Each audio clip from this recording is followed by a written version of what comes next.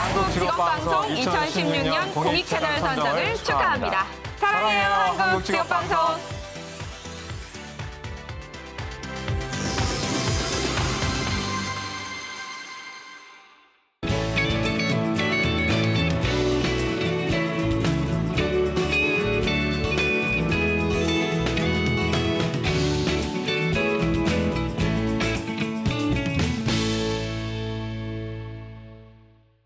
네, 오늘도 2부 통해서 여성분들의 소자본 창업 저희가 팍팍 좀 밀어드리겠습니다. 두 분의 전문가 함께 하시는데요. 우선 한국여성창업대학원의 양혜숙 원장님 나오셨습니다. 어서 오세요. 네, 안녕하세요.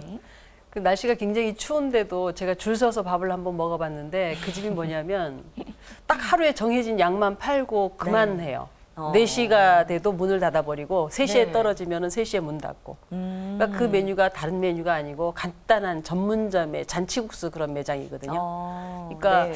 이 말씀을 드리는 이유는 아침에 만든 육수, 정량을 만들어서 맛있게 깔끔하게 정성을 들여 만들어서 그게 끝나면 그 음식을 더 이상 안 팔아도 되게끔. 그러니까 하루에 예를 들어서 그 집 같은 경우는 100그릇을 팔더라고요. 근데 보통 한 5천 원 정도 이렇게 객단가가 나오는데 네. 50만 원이에요.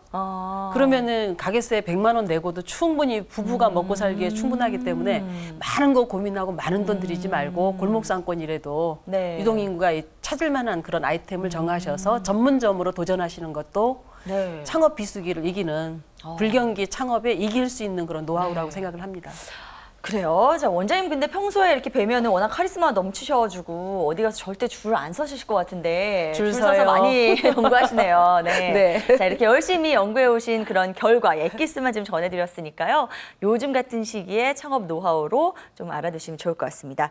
자, 또 한 분의 전문가는요. FC 전략연구소의 김중민 소장님이십니다. 어서 오세요. 네, 안녕하세요. 네. 네. 우리 원장님께서 골목상권 말씀하셨는데요. 네. 요즘 불경기이기 때문에 돈을 많이 들여서 번화가에 창업하시기 굉장히 어렵지 않습니까? 그렇죠. 근데 요즘 그 골목상권, 골목 창업이 요즘 좀 주목받고 있습니다. 한 조사에 의하면요. 번화가의 발달 상권보다 골목 상권이 10년간 그 영업 생존 기간이 더 길다는 조사가 있었어요. 그래요? 예, 그러니까 남이 주목하지 않지만 이 경쟁력 있는 골목 상권을 2016년도에 한번 주목해 보시는 것도 좋은 방법이 될 것 같습니다. 두 분의 오프닝은 사실 저희 대본에 없는 거잖아요. 네. 근데 어떻게 이렇게 같은 내용을 준비하셨는지 모르겠어요. 그러게요. 네. 마음이 통하는 거죠. 네. 그러니까.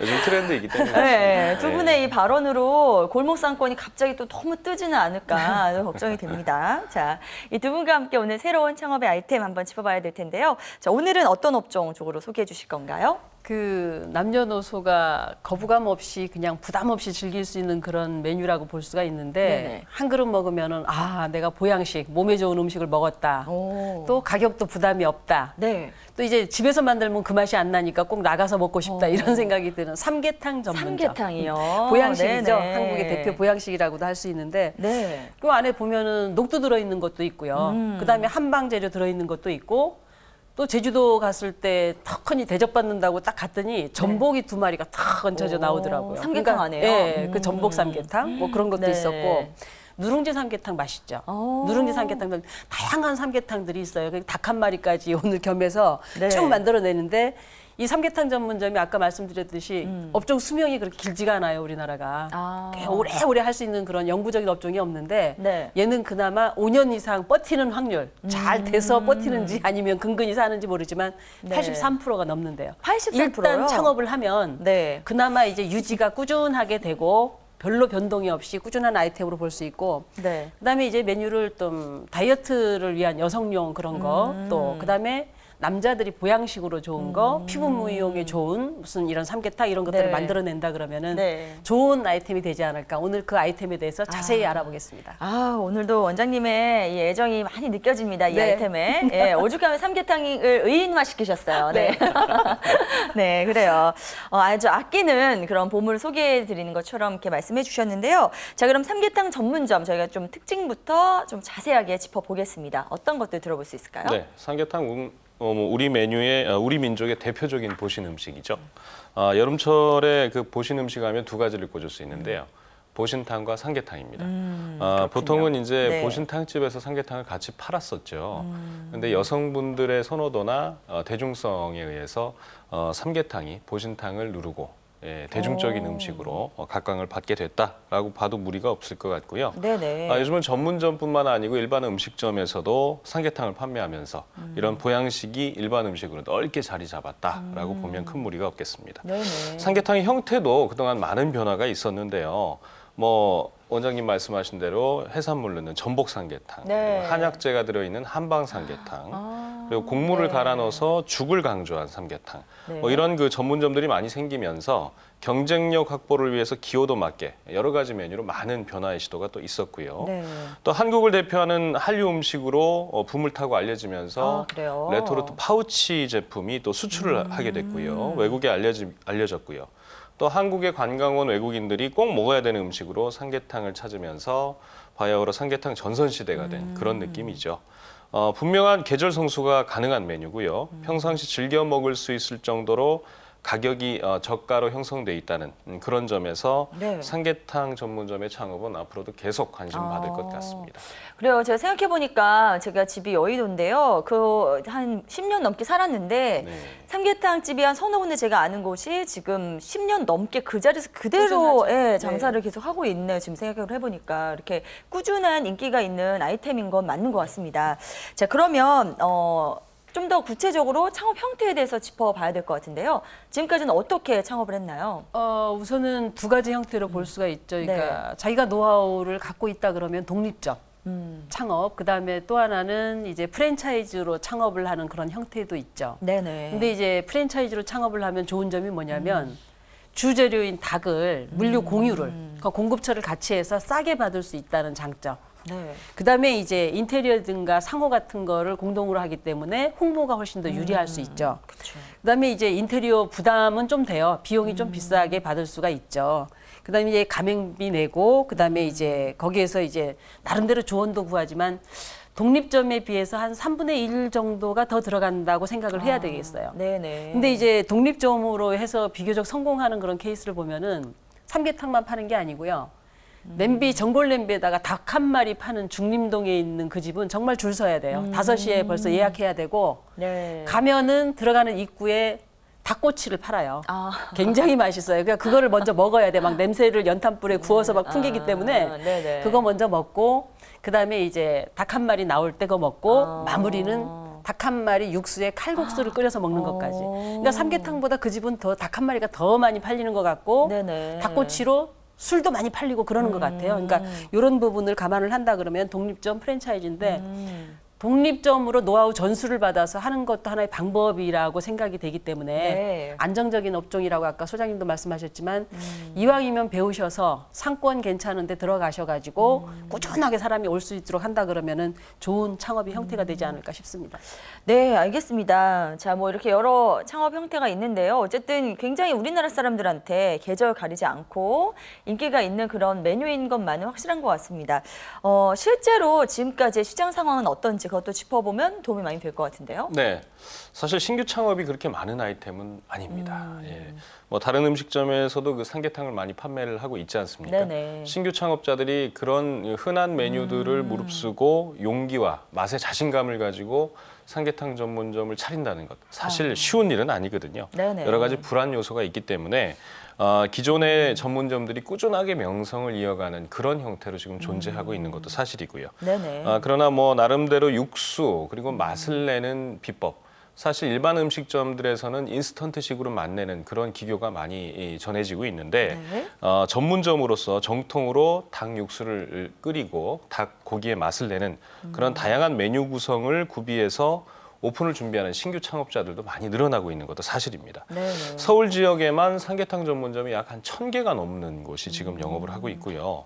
전국적으로는 약 6,000개가 넘는 곳이 지금 성업하고 있다라고 조사가 되고 있습니다. 그렇군요. 그래요. 지금 소장님께서 말씀해 주신 것처럼 지금 뭔가 새롭게 시작하기에는 불안 요소들이 분명히 존재하고 있는 그런 아이템인 것 같아서요. 저희가 그 불안 요소들 지금부터 하나씩 싹 다 짚어보도록 하겠습니다. 우선 어떤 위험 요소들을 들어볼 수 있을까요? 그러니까 전문점으로 했을 때 가장 황당한 경우가 생길 때가 언제냐면 네. 예를 들어서 삼계탕집인데 조류독감이 유행해요. 아, 조류독감. 이거 뭐 헤어날 네. 길이 없죠. 그러니까 사람들이 아예 관심을 뚜껑 발길을 그냥 두지를 않으니까 좀 큰 타격이네요. 굉장히 그런 타격이 것들은. 있는데 네. 그때 되면은 정말 매출의 10%도 안 올라올 정도로 굉장히 힘들게 그 여파가 또 꾸준하게 많이 가더라고요. 네네. 근데 이제 그거를 극복할 수 있게끔 해야 되는 그런 방법이 또 중요하고요. 네. 그다음에 또 삼계탕 그러면 아 여름 보양식이다 이런 인식이 아직까지 있는 것 같아요. 네. 근데 이제 점차 겨울에도 삼계탕집을 가는 분들이 많지만 여름에 이제 더운데도 먹으면서 아 시원하다 막 이러고 드시잖아요. 그러니까 그럴 때 보면은 저기 청와대 근처에 있는 한 집은 굉장히 정말 예약해야 되고 줄 서야 네네. 되고 그래도 사람들이 무지무지 많잖아요. 그러니까 네. 그렇게 해서 극복을 할 수 있는데 이 시간대가 점심 시간이 끝나서 또 저녁 시간이 끝나면은 저녁에 술을 한 잔 팔아야 되는데 그게 안 되잖아요. 네네. 그러니까 이 시간대 조절을 잘 할 수 있는 그런 상권을 잘 잡아야 된다는 말씀을 또 하나 드리고 싶고 그다음에 가서 고객층들을 쭉 보면은 젊은 층보다는 40대, 50대 중년의 남자분들 굉장히 많으시죠. 어머니들하고. 네. 그러니까 젊은 층이 와야지 돈을 팍팍 써주고 좋은데 안 온단 말이에요. 그러니까 다이어트 삼계탕이라든가 남자분들이 좋아할 수 있는 젊은 남자들이 원할 수 있는 그런 메뉴들을 좀 사이드 메뉴를 개발해서라도 좀 찾아줘야 될 것 같고요. 네. 그다음에 이제 아까 얘기 드렸듯이 닭꼬치 같은 것도 만들어서 거기다가 정말 맥주 한 잔 같이 할 수 있게끔 소주 한 잔 할 수 있게끔 네. 그렇게 만들어서 미용 삼계탕, 추가 안주류 개발, 네네. 보양 삼계탕 이런 식으로 해서 쭉 꾸준한 메뉴들을 개발해 주는 게 매력 그 위험 요소를 줄일 수 있는 방법이 네. 아닐까 싶습니다. 저희 동네에 있는 삼계탕집은 아이들 손님 때문에 그런지 후라이드 치킨도 같이 해서 팔더라고요. 그렇죠. 세트 예, 메뉴도 해서. 정말, 예, 좋죠, 그렇게 해서 좀 메뉴를 다양화시키며 이런 위험 요소 대비할 수 있다는 말씀까지 해주셨습니다. 자, 그렇다면 이제 본격적으로 창업 준비 좀 해보겠습니다. 창업 비용부터 살펴볼게요. 어느 정도면 가능할까요? 네, 사실 뭐 프랜차이즈 창업보다 개인 창업인 경우는 창업 비용이 줄어든다. 이건 뭐 정설인데요. 삼계탕 전문점은 중대형 프랜차이즈 본사들이 거의 없다고 해도 과언이 아닙니다. 그래요? 예, 이게 이제 창업 환경이 중요하게 영향을 좀 끼치기 때문에 그만큼의 개설이 많지 않으면 프랜차이즈 회사가 존재하기 어렵지 않습니까? 네. 아무래도 그 전수 창업 형태로 맛내기 비법을 배우거나 해서 창업하는 그런 빈도가 많기 때문이죠. 네네. 이 경우에는 뭐 역시나 전체적인 개설 비용 충분히 줄일 수 있다고 보는데요. 인테리어 같은 경우에는 요즘 깔끔한 형태가 유행입니다. 그래서 중상 정도의 퀄리티로 해서 네. 3.3제곱미터, 그러니까 한 평당 150만 원 선이면 충분하게 오픈이 가능할 것 같고요. 네. 그리고 뭐 그 20평형 안쪽으로 매장 구성을 하신다고 하면 소자본으로 인테리어와 간판 등 전체 비용이 한 4천만 원 정도. 그리고 주방 설기 짓기는 뭐 크게 들어가는 것들이 없습니다. 이 닭을 우리거나 끓일 수 있는 그런 설비와 기본적인 싱크 설비이기 때문에 1,000만 원 정도 선이면 충분히 가능할 것 같고요. 네네. 기타 운영 비용에 500만 원에서 1,000만 원 정도를 할당을 한다면 5천만 원 이내 창업도 충분히 가능한 그런 구조가 되겠습니다. 네, 알겠습니다. 전수 창업의 형태로 오픈을 할 때 이렇게 비용 절감할 수 있다는 것까지 확인해봤고요. 여기서 중요한 게 또 수익성이잖아요. 네. 이 대비 어느 정도로 우리가 또 챙겨갈 수 있을까요? 그 사실 13,000원, 15,000원 삼계탕 한 그릇에 그렇게 팔죠. 네, 그렇게 팔 때 삼계탕 값 좀 비싼 것 우리가 같아요. 시장 가서 닭을 네. 사보잖아요. 그러니까 한 5, 6,000원? 연계는 또 한 3, 4,000원? 뭐 더 낮게도 경우에 따라서는 뭐 3마리에 10,000원? 막 이럴 때도 있잖아요. 네네. 그러니까 그런 거 보면서 15,000원 내고 먹어? 뭐 이런 생각이 들 때도 있는데 네. 아까 말씀드렸듯이 집에서 끓였을 때 그 맛이 안 나니까 그렇죠. 문제는 그거예요. 그래서 이제 중요한 거는 상권을 잘 잡아야 된다. 그러니까 사무실 밀집 지역. 아까 주 고객층이 40대, 50대, 60대의 중장년 남자분들이 많이 있는 사무실 밀집 지역에 그러니까 점심시간에 공략을 해야 되기 때문에 다 끓여놓고 바로바로 나갈 수 있게끔 만들어줘야 되는 그런 게 중요하죠. 네네. 회전율을 높이기 위해서. 그다음에 또 하나는 가족 단위 손님들이 많기 때문에 아파트 한 5, 6천 세대 주택 좀 껴있고 한 10,000세대. 한 1km 직경으로 이렇게 반경으로 해서 하게 되면 2km 정도 직경 나오잖아요. 그러니까 네. 요동조 사이에서 한 10,000세대 정도 있는 곳이라 그러면은 삼계탕을 했을 때 저기 청계산 전철역 근처에 보면 현대기아 막 있고 굉장히 집중적으로 막 청계산 쪽으로 몰려오거든요. 거기 굉장히 사람들 붐벼요. 네. 근데 점심시간에 굉장히 회전율도 높게 잘 할 수 맞아요. 있는데 그렇게 된다 그러면은 그런 장소도 굉장히 아파트도 껴있고 오피스도 껴있고 또 상권도 나름대로 등산객도 있고 그래서 굉장히 좋은 상권이 아닌가 싶은데 네. 중요한 거는 평수가 99제곱미터 한 30평 기준으로 말씀을 드리면 네. 하루에 한 100만 원? 한 70만 원에서 100만 원 정도 이렇게 매출이 된다 치고 좀 잘 안 될 때를 예상해서 한 2천만 원 정도 월 매출이 나오면은 네. 여기서 이제 원재료비가 한 800만 원 정도. 그다음에 인건비가 주방에 한 사람, 그다음에 주방에 한 사람 반 정도 들어가야지. 그러니까 설거지도 도와줘야 되는 네네네. 분이 있고 홀에서 또 서빙을 도와주시는 분이 네. 있고 부부가 같이 투자가 된다 그래도 한 3.5에서 4명 정도가 있어야지 저 홀을 관리를 할 수 있거든요. 네. 이렇게 되다 보면은 인건비 300만 원, 관리비 100만 원. 그다음에 기타로 비용이 세금이라든가 이런 거 100만 원 정도 다 제하다 보면 한 1,600만 원 정도가 나가요. 나가는데 내 순수익은 한 25% 정도 해서 300에서 400 정도가 나오는데 이 매출이 꾸준하게 네네. 주말 때는 아까처럼 가족 단위가 들어오고 주중에는 직장인들이 들어오고 네네. 또 비어있는 시간대 점심시간 피해서 한 3, 4시 정도는 주부들이 또 단체 모임으로 들어오고 홍보를 잘 한다 그러면 가능하니까 맛을 내기를 노하우를 잘 배우셔가지고 겉절이 맛있게 담고 정말 시큼하게 익은 그런 깍두기 담으면서 창업을 한다 그러면은 이 업종도 꾸준하게 한 아이템으로 꾸준하게 갈 수 있는 아이템이 아닐까 추천을 드립니다. 네, 알겠습니다. 자, 이렇게 해서 창업 비용, 수익성, 거기에 간단한 팁까지 전해드렸는데요. 그렇다면 이제부터는 정말로 이거를 결심하신 분들을 위해서 실패하지 않는 성공 전략 좀 나눠보겠습니다. 소장님 어떤 이야기 해주실 건가요? 네, 일단 중요한 포인트가 있습니다. 네. 이 삼계탕을 드시는 분들이 일상화된 보신 음식을 드시는 느낌이 확실하게 들도록 전략을 세우는 것이 가장 중요하다고 보여집니다. 이걸 먹으면 그냥 몸이 보신이 많이 된다 그렇죠. 생각이 들 수 가격 있더라고요. 대비 주변에 흔하게 먹을 수 있는 보신 음식 없습니다. 거의 없거든요. 그러니까 삼계탕을 정말 내 몸에 좋은 일을 했구나라는 느낌이 들 정도로 메뉴 구성을 잘 해주시는 게 필요하죠. 약재 팍팍 넣어야 되겠네요. 필요합니다. 향이라도 나게. 네네. 그래서 이제 몸에 좋은 버섯이나 그래요. 한약재, 이런 수산물, 이런 일반 건강식품들을 같이 컬래버레이션으로 조합을 해서 만드는 것이 사실은 지금 이미 고착화되어 있는 형태의 삼계탕 유형이거든요. 맞아요. 그 말씀드린 대로 건강식을 정말 챙겨 먹었다는 느낌을 들게만 한다면 삼계탕 전문점으로서의 기대치는 충분히 고객한테 어필이 될 것 같고요. 네. 가족끼리, 동료끼리 같이 어울려서 한번 그 인스턴트 음식에 길들여진 내 몸을 좀 좋은 일을 하겠다 생각하는 형태로 방문할 수 있도록, 그런 마음이 들도록 매장의 전략을 세우셔야 됩니다. 네. 그래서 확실하게 몸에 좋은 재료를 삼계탕 내에 푸짐하게 넣어주시고 국물 맛도 천연 재료들 사용해서 잘 우려내시고 한다면 금방 입소문 낼 수 있는 그런 형태가 될 것 같습니다. 알겠습니다. 자, 이번에 양희수 원장님께서 삼계탕 전문점 성공을 이끌 수 있는 노하우 조금 더 전해주셨으면 좋겠는데요. 네. 음식으로 성공하시는 집들을 보면은 정말 정성스럽게 해요. 닭 잘못 끓이면 닭 비린내 그러죠. 이상한 냄새 나는데 그거 잡을 수 있는 노하우 분명히 있어야 되고요. 네.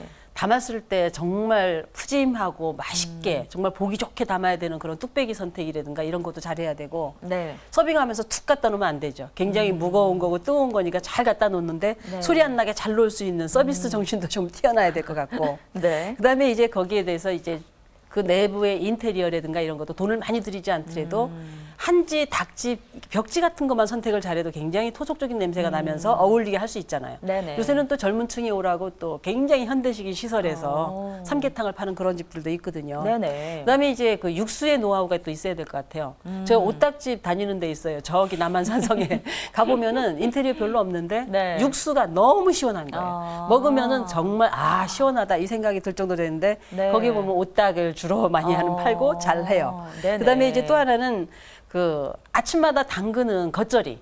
이 겉절이를 담글 때 그날 해주는데 중요한 거는 바로 양념하고 절인 배추하고 있으면서 그 자리에서 묻혀서 접시에 탁 담아서 나갈 수 있게끔. 그 대신 깍두기는 시큼한 거, 익은 거 네. 주셔야 될 것 같아요. 그렇게 해야지 궁합이 맞게끔 잘 어우러지고. 네네. 그다음에 이제 제가 가는 집은 인삼주도 호리병에 담아갖고 작은 잔에 한 잔 주거든요.